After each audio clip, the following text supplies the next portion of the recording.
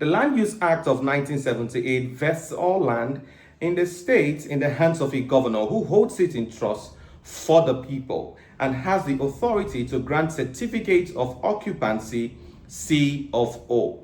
Oh, sorry, I was reading something. It is actually the fallout of what we know to be the land tenure system in Nigeria, and it's culminated in the statutory documents that guides land administration in Nigeria. It is called the Land Use Act.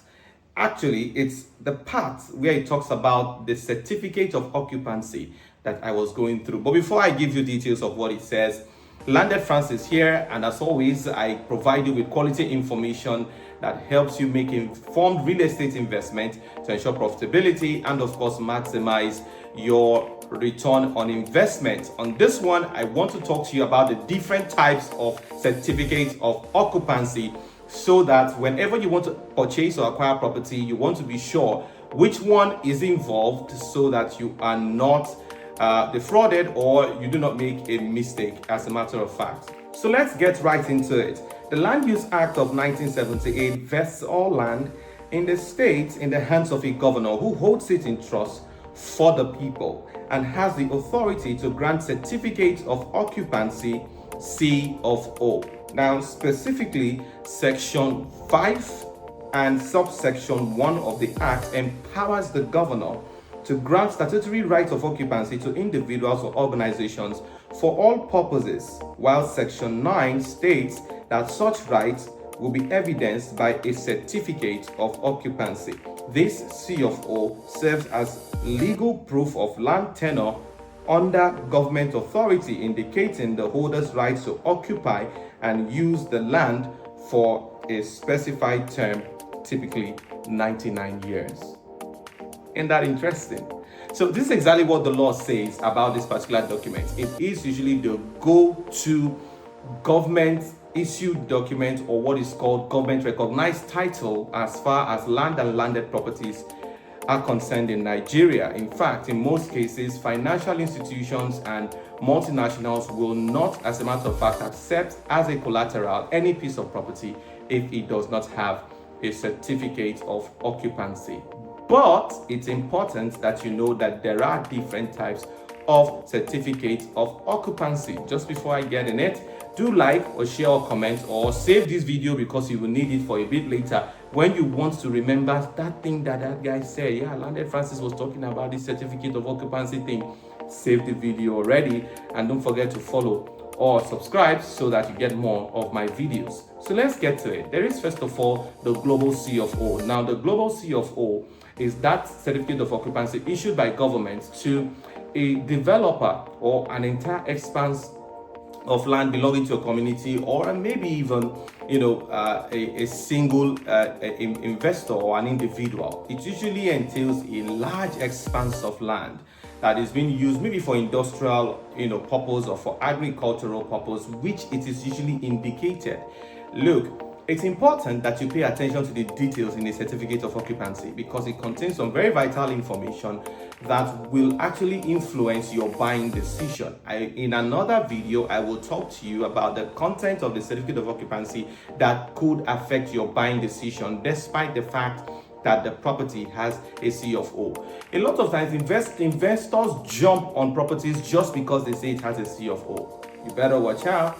You could actually be jumping into the right property with the wrong C of O, and that could mean some loss on your investment, or as a matter of fact, it could defeat the purpose for which you actually made that investment. So that is the global C of O. Then if the global C of O is there, and then the developer now begins to sell pieces of that property to various investors, they have a document containing all the names of the people who have invested in that particular property, and of course the size or the number of plots of that property that they have.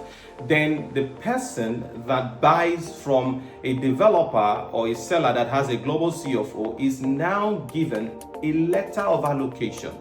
Don't forget, the C of O, the global C of O, right? The property is backed up by the global C of O. Then you are issued an allocation letter, and of course a deed of assignment and a registered survey, and that suffices. Now it takes me to the next, which is the agricultural CFO. So sometimes when a global CFO is issued, it is issued for agricultural purposes. It's important that you note that if a property is issued for a particular purpose by the government, use of that property for a different purpose could actually mean violation of the purpose of that title that was issued by the government, and as a matter of fact may render ownership or continuous custody of that property null and void. It could, as a matter of fact, make the government move to retrieve that property from the holder. This is very important. Some people have lost their properties as a result of this. This is one of the reasons behind property demolition that you have seen in Nigeria.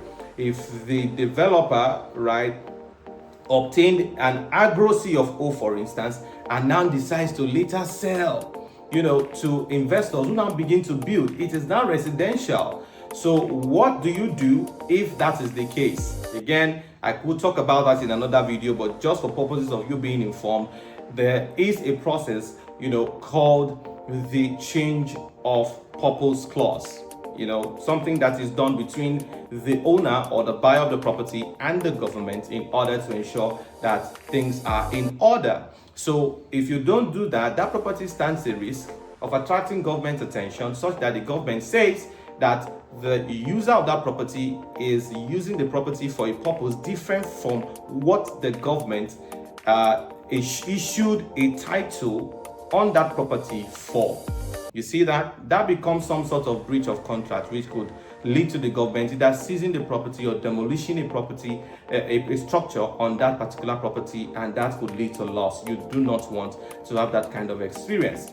So this means that when you are told that a property has a CFO, you want to take a step further to inquire what class or category of CFO that is exactly. Then we come to the individual CFO. This CFO actually comes in the name of an individual who is buying a property issued by the government. So what you have there is that a person buys a property. Maybe it has a global CFO, the person wants an individual CFO, or it doesn't have a CFO at all and the person wants a CFO, a government title that is recognized both by government and maybe financial institutions, as the case may be, and then the person goes to do what is called perfection of title and then gets that done. So you also have the right of occupancy. Right of occupancy is a title issued by the local government, especially in rural areas, to a developer or a person of taking land from a community or a group of families or a family for that matter, right? Issued by the local government. It's a temporary right of occupancy or a temporary holding of a property issued by the government. So these are the different types of CFO. There are other property documents recognized by government that I will talk about in another video. But here you have it as far as CFOs are concerned. I hope this one helped and that it well informed you. I look to see you in the next one. Don't forget to like, share, or comment, and please make use of my DM or the comment section to ask a question or make an inquiry based on the information that I have shared. Hope this one helped. I'll see you in the next one.